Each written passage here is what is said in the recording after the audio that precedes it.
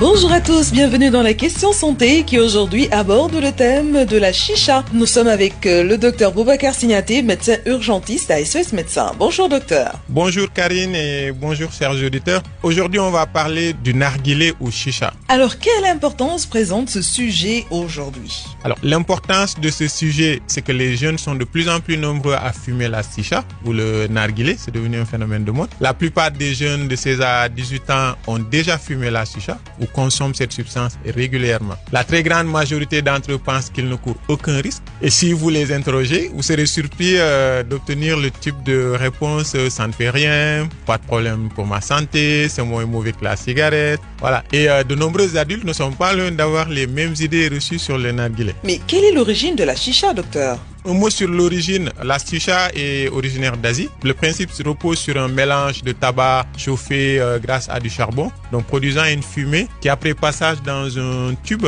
un réservoir rempli d'eau, est inspirée par l'usager au moyen d'un tuyau souple. Chicha est-elle synonyme de danger? Bah oui, le danger principal vient du fait même de sa composition. Elle est composée d'environ 25% de tabac associé à un mélange de mélasse et d'arômes de fruits. Donc la sensation parfumée, agréable et trompeuse, car les fumeurs de chicha n'ont pas eu une idée de la quantité de produits toxiques inhalés et leurs effets nocifs sur leur santé. Il y a des preuves des dangers de la chicha?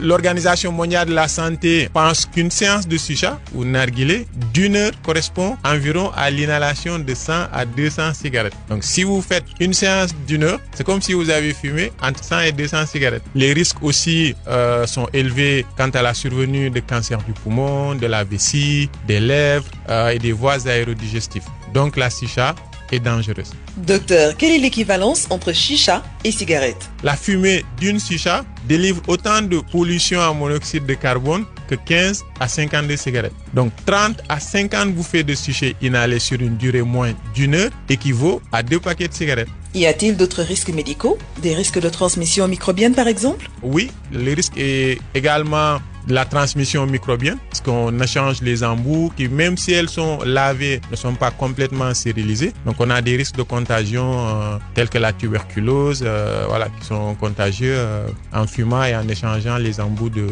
chicha.